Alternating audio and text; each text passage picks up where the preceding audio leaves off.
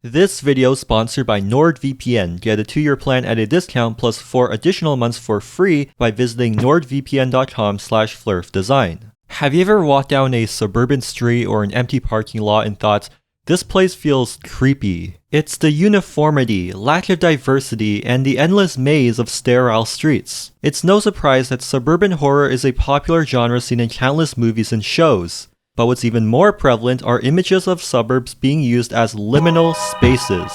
Liminal spaces are an in-between or transitional space between two places. Think of hallways, stairwells, or airports. These images have become very popular on the internet, depicting eerie abandoned places that evoke feelings of unease, nostalgia, and sadness. So is it not concerning that the places we live in are considered strange and creepy? Why does everything in America look like this? There's no good urban planning anymore. I think it's like the silence of the suburbs that kind of scared me. It's quiet. Us humans made sense of our environment through context. Playgrounds should have kids playing in it, malls should have people shopping, and parking lots should be full of cars. But when you take these environments away from their context, it creates a strange and uncanny feeling that something is missing. Picture a playground at night, an abandoned mall, or an empty parking lot. This is the essence of what makes these liminal space images feel so weird. The term for this is called canopsia, a place that's usually bustling with people, but is now abandoned and quiet. These images give off the feeling that humans have suddenly disappeared and we are peering into a post-apocalyptic world. But despite this, these places still appear neat and well maintained. Who's mopping the floors? What's keeping the lights on? Suburbia is built like a city. You have houses, sidewalks, and streets, but where is everyone? Everything appears neat and organized despite being so desolate. It's the perfectly manicured lawns and the uniformity of the houses. Almost everyone is driving in cars because suburbia is designed exclusively for cars and nothing is at a human scale. It's the large signs used to catch drivers' attention and the massive roads and parking lots made to accommodate all the traffic. And the architecture is bland and functional because if everyone's gonna drive past it, why bother making it look nice? This also means suburbia is devoid of people. Everything is too far and dangerous to walk anywhere because our streets are built like highways. They use wide, highway-sized lanes and the road itself is flat and straight, allowing drivers to drive at high speeds. These look a lot more like racetracks than a city street. So everything becomes a thoroughfare rather than a destination. Everywhere becomes a place to drive through and not a place to drive to. But despite how car-centric it is, the concept of suburbia has nothing to do with cars. The definition of suburbs are literally just places on the outskirts of a city, and they have existed for centuries. Suburbanites from the Roman Empire were definitely not driving around in their Ford F-150s. Even today, you find suburbs all over the world, and apart from North America and a few other English-speaking countries, they're vastly different. Even North American cities used to build walkable human-scaled suburbs. The reason we don't build suburbs like this anymore is because we made it illegal. Zoning laws dictate what kinds of buildings can be built and where. This place is zoned for stores and this area is zoned for apartments. But on majority of our residential land, it's zoned exclusively for single-family homes and nothing else. This is why suburbia has the same repetitive cookie-cutter houses, because it's literally illegal to build anything else. Then there's parking minimums. I already talked about this in a previous video, but essentially, these laws force every building to provide an excessive amount of parking. It's estimated that there are 8 parking spaces for every car in America.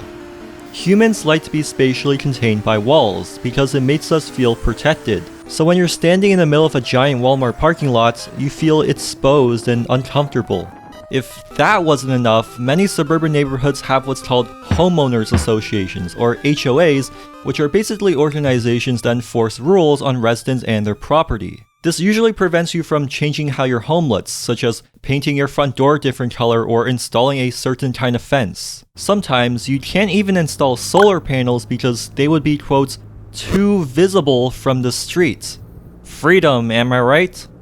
Because the design of suburbia is dictated by so many rules, everywhere starts to look the same. Can you guess where this footage was taken from? This is why people describe liminal space images as oddly familiar and why people feel so nostalgic about them even if they've never actually been to where these pictures were taken. Because when everything everywhere looks the same, they all lack identity and a sense of place. Places lack a sense of place when they have no connection to where they're located. Think of gas stations, fast food chains, and department stores. These are non-places, places that could be anywhere but are simultaneously nowhere. Car-dependent infrastructure is incompatible with local small businesses. Large single-use buildings and parking lots are expensive and only corporations can afford them, compared to smaller lots that are right up against the street. And because car-centric infrastructure makes everything spread out, it takes more time to drive to different stores and find parking, so it becomes more convenient to do all your shopping in one place. This results in the copy and paste town, a place that has nothing unique and only the same chain stores as the one next to it. Unsurprisingly, people make fun of this all the time. Here's a beautiful natural landscape, all it needs is a highway and a Walmart parking lot. Nature is rarely found in liminal spaces because they have no context. They just grow wherever they want, whenever they want. They're not unnatural. Cities, although man-made, are similar to nature. They have always formed and grown incrementally, rather than orderly. As the saying goes, Rome wasn't built in a day, and great cities weren't either. In the past, they started out as small villages beside a river or a train station. People had a tiny wooden shack and a dream. As time went by, more and more people moved into the village and incrementally built more onto it. Soon, those small crummy shacks became 3-story brick buildings, and that bumpy dirt road got paved with smooth asphalt. Modern suburbia, on the other hand, is built all at once to a finished state. One day you have a piece of farmland and overnight an entire neighborhood pops out of nowhere. Once it's built, zoning laws prevent it from changing and adapting. They're frozen in place. The best you can do is renovate your house, but when your city is going through a housing crisis, you can't simply build onto these places. You have to sprawl further out and eat up more land. Suburbia tries to mimic rural living while having all the amenities of a city, but in doing so, they can't financially sustain themselves. When everything is built at the scale of cars, everything from roads to utilities have to be stretched out while serving less people. As a result, suburbs all over the place are decaying because cities can't afford to repair sidewalks or potholes. And so we're left with these empty, decaying lots like abandoned malls. Meanwhile, a shiny new Walmart is built on the edge of the city. It's an endless cycle of growth and decay. These problems are inherently political. Zoning laws need to be changed to allow a more variety of housing, and parking requirements need to be reformed so suburbs aren't full of concrete wastelands. Japan, for example, is known for their narrow and charming streets, which you might think is because Japanese people are just more kawaii than us. But it really has to do with their policies. Japan has parking minimums, but they're a lot lower and market-driven, making their parking lots much more reasonably sized. They also limit on-street parking and require car owners to prove they have an off-street parking spot. Streets look a whole lot better when you remove the cars. Meanwhile, the province of Ontario in Canada destroys about 300 acres of land every single day to build new car-dependent suburbs. And while Ontario may be big, only 5% of the land is usable farmland. This is why saying suburbs are close to nature is ironic. Suburbs are the reason why cities are not close to nature. Thankfully, Toronto recently allowed higher density housing to be built on single-family residential land, which will hopefully put a plug on the infamous Yellow Belt. Until then, modern suburbia is simply not sustainable, and it's creepy too. What's also creepy are hackers hacking into your device. As a student, I'm often doing work in a bunch of different public areas, but someone can easily set up a fake Wi-Fi network and steal all my personal information simply when I connect to it. I don't want people seeing my suspicious browsing history.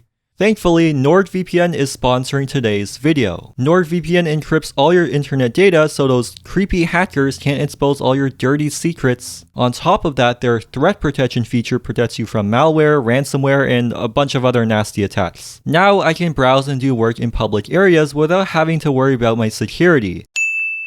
NordVPN also has a strict no logs policy, meaning they aren't going to collect and sell your personal data. I've tried many VPNs in the past and I can confidently say that NordVPN is the fastest and easiest one I've used. The design is super user friendly and I can change between servers almost instantly.